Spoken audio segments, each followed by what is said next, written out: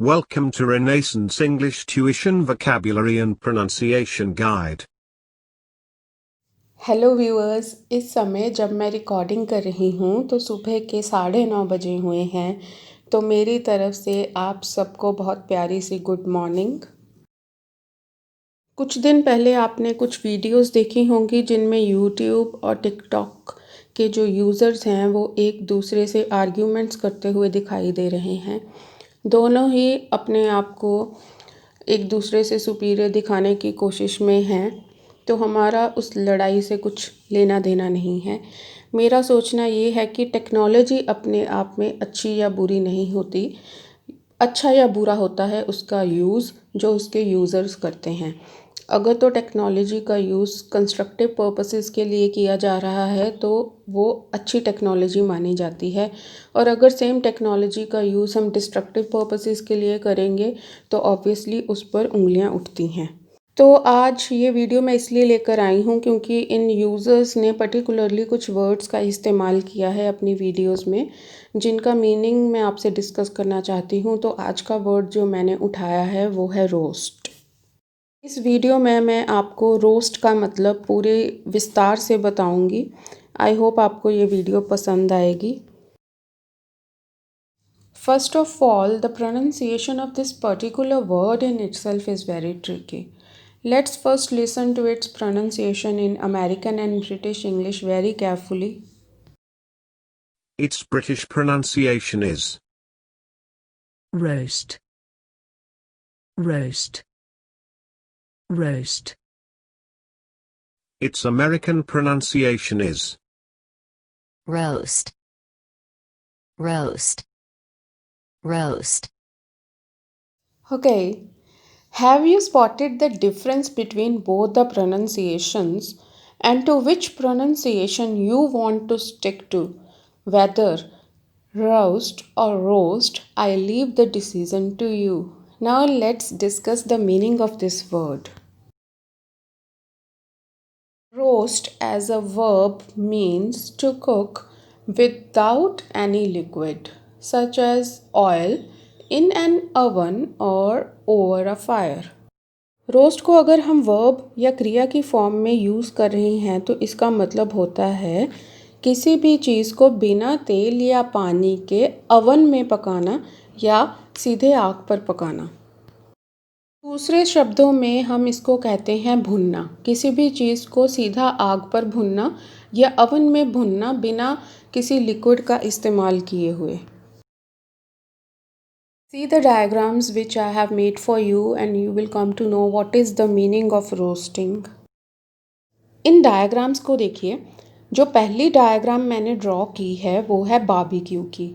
Barbecue क्या होता है? जब हम किसी चीज़ को सींख में फंसाकर सीधा आग के ऊपर भूनते हैं तो उसको बारबेक्यू कहा जाता है। तो बारबेक्यू करना भी एक तरह से रोस्ट करना ही हुआ, क्योंकि ये हम सीधे आग पे पका रहे हैं और इसमें हम कोई लिक्विड का यूज़ नहीं कर रहे हैं।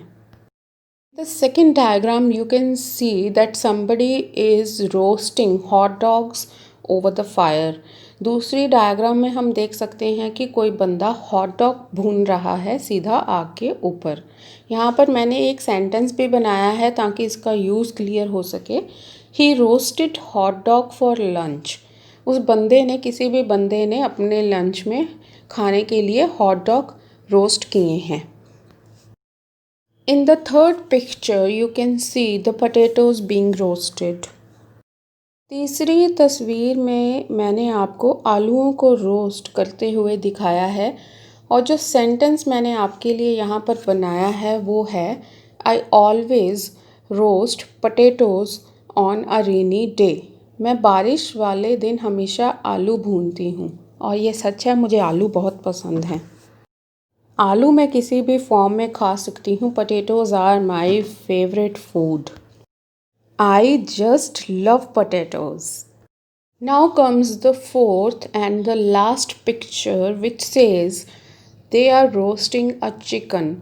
वे मुर्गा भून रहे हैं। शायद उनको चिकन बहुत पसंद है, लेकिन मैं तो एक वेजिटेरियन हूँ, मैं मुर्गा नहीं खाती हूँ।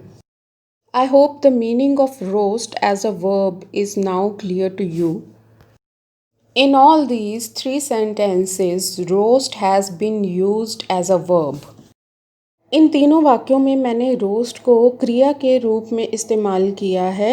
एक क्रिया यानी कि एक वर्ब के बहुत सारे काम होते हैं, जिनमें से एक काम होता है to tell the action, what is happening, क्या हो रहा है सेंटेंस में, काम क्या हो रहा है। तो यहाँ पर जो एक्शन हो रहा है वो रोस्ट होने का है, यानी कि भुनने का है। In the first sentence, that is, he roasted hot dog for lunch, roast has been used as the second form of the verb and it is the past indefinite tense. In the second sentence, that is, I always roast potatoes on a rainy day, roast has been used as the first form of the verb and it is the present indefinite tense. The third sentence, that is, they are roasting a chicken, is a present continuous tense. पहले वाक्य में roast को हमने second form में use किया है, दूसरे वाक्य में हमने रोस्ट को फर्स्ट फॉर्म में यूज़ किया है और तीसरे वाक्य में हमने रोस्ट को प्रेजेंट कंटिन्यूअस रूप में यूज़ किया है।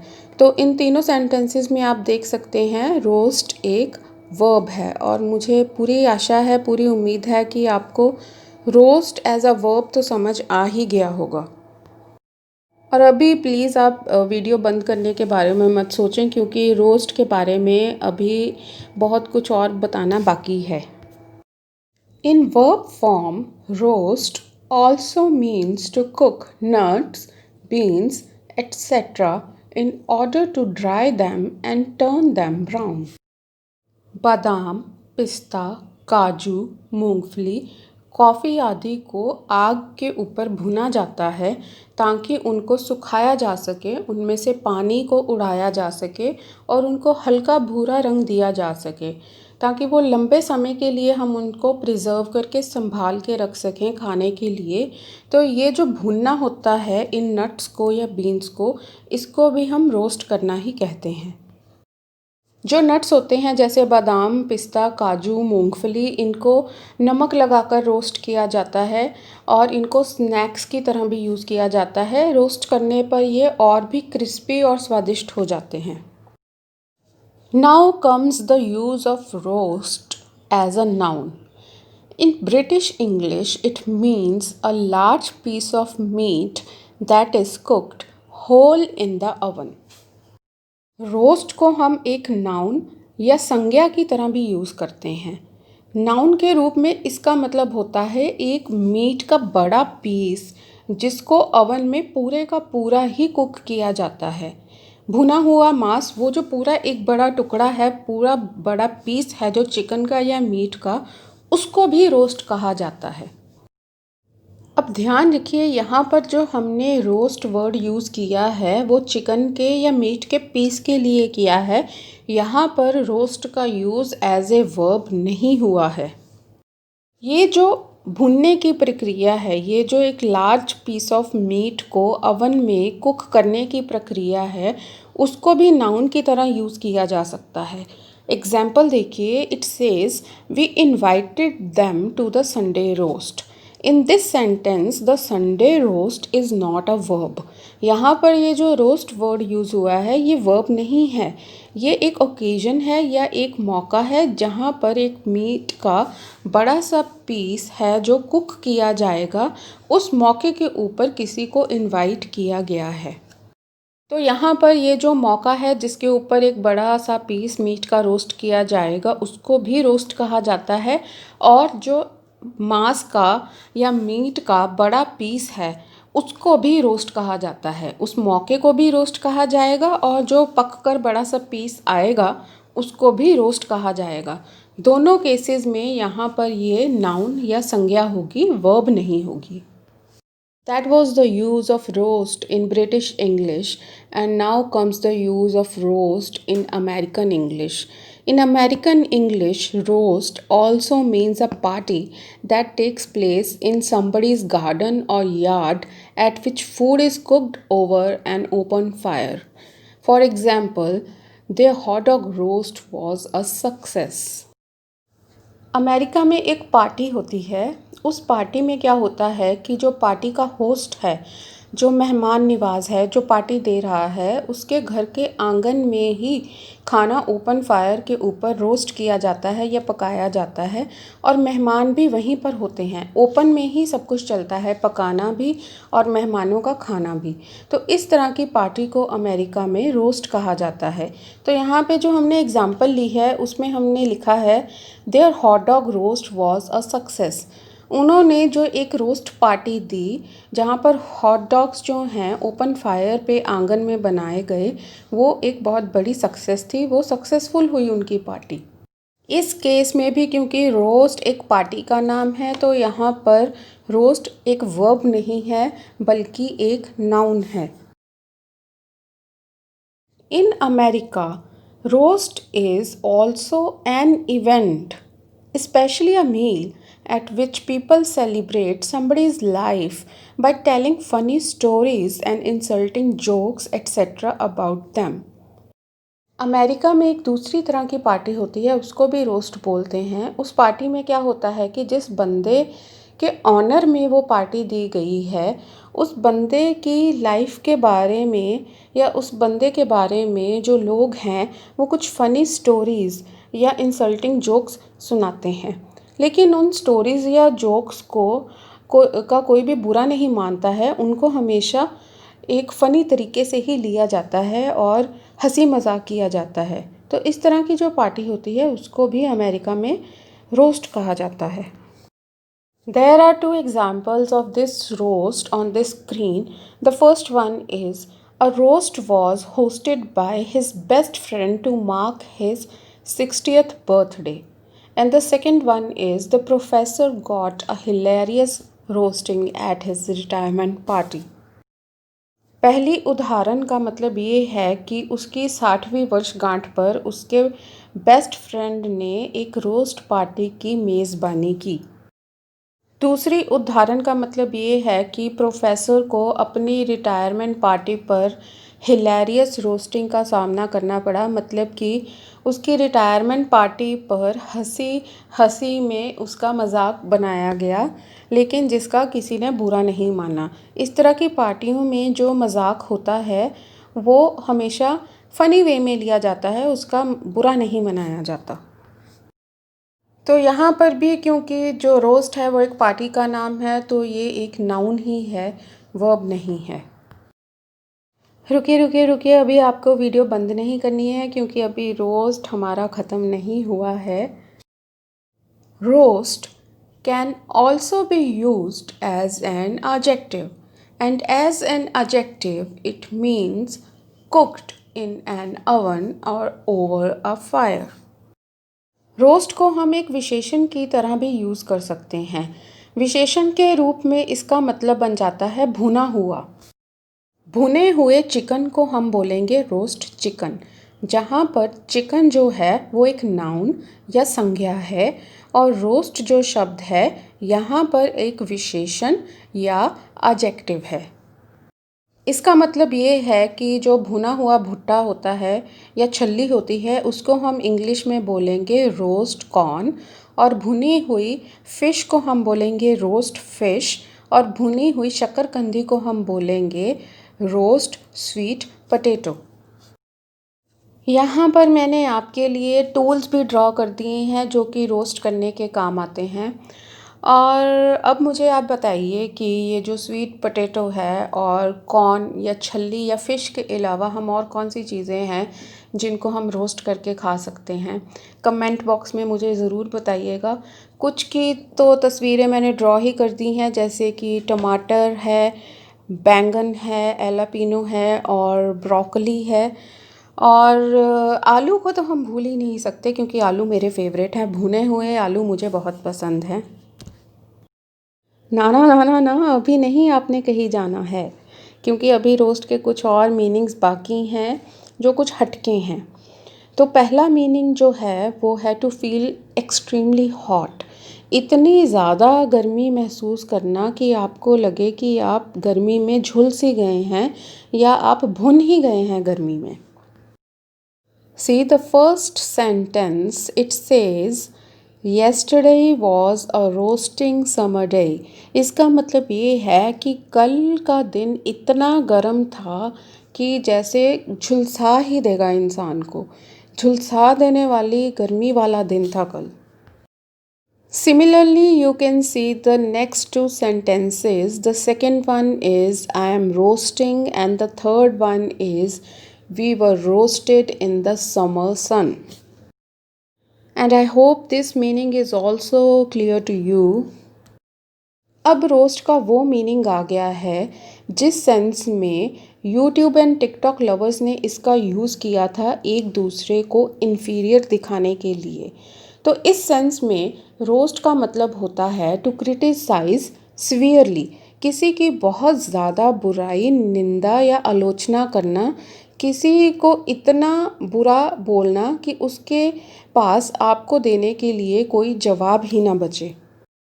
जो पहला एक्सप्रेशन है इस सेंस में वो है गेट और गेट्स अ रोस्टिंग। इसका मतलब ये होता है किसी से बहुत ज़्यादा डांट पड़नी या बहुत ज़्यादा आलोचना मिलनी। उदाहरण से आपको और ज़्यादा क्लियर हो जाएगा। The example says he always gets a roasting from his mother for eating sugar. इसका मतलब ये है उसे हमेशा अपनी माँ से चीनी खाने पर बहुत डांट पड़ती है। Now this is the next example which says teachers roasted him for cheating in the exams. It means अध्यापक ने उसकी परीक्षा में नकल करने के लिए बहुत आलोचना की। आई एम वेरी सॉरी, लिखा और बोला मैंने टीचर्स है, लेकिन खड़ी यहाँ पर मैंने एक ही अध्यापिका की हुई है क्योंकि यहाँ पर और टीचर्स को एकोमोडेट करने के लिए मेरे पास रूम ही नहीं बचा था। नाउ जोक्स अपार्ट, इसी तरह से इसका यूज़ यूट्यूब और टिकटॉक की वीडियोस में हुआ है जहाँ पर उन्होंने बोला है ए रोस्टेड बी और बी रोस्टेड ए और बी मैं इसलिए यूज़ कर रही हूँ कि क्योंकि मैं किसी का नाम नहीं लेना चाहती। तो यहाँ पर रोस्ट करने का मतलब यही है कि किसी की बहुत ज़्यादा बुराई करनी, उसको भून के ही रख देना और इतनी बुराई करनी कि उसके पास पलटवार के लिए कोई जवाब ही ना हो। Next expression is somewhat different but it has the same meaning. It is to give somebody a roasting. It also means to criticize somebody severely in a way that shows you are extremely annoyed with him. To give somebody a roasting का मतलब ये है कि किसी को इतना ज़्यादा बुरा भला कहना कि जो ये दर्शाए कि वह इंसान या वह बंदा आपसे बहुत ज़्यादा गुस्से या नाराज़ है। See the example which is Tom was given a roasting by the teacher and it means Tom की अध्यापक द्वारा भरसक आलोचना की गई और ये वही टॉम है जो ऊपर चीटिंग कर रहा है। And if you don't want to get a roasting from your teacher, never cheat in your exams. Otherwise, she would give you a roasting and your parents will roast you for the same thing, so don't get roasted. यहाँ पर video ख़त्म होती है। I hope आपको get a roasting और gate roasted और give somebody अ roasting का meaning अच्छे से समझ आ गया होगा। वीडियो के एंड में आपके लिए एक छोटा सा होमवर्क है। आप स्क्रीन पे देख सकते हैं कि मैंने एक सेंटेंस लिखा है आई विल रोस्ट यू। आपको मुझे इस सेंटेंस का मीनिंग बताना है और आपको मुझे कमेंट बॉक्स में लिख कर ये भी बताना है कि इस एक्सप्रेशन को आप डिफरेंट सेंटेंसेस या डिफरेंट वेज में कैसे यूज़ कर सकते हैं। That's all for today. Thank you for watching the video. Don't forget to like, share, comment and subscribe. Hit the bell icon for notifications. See the description to follow us.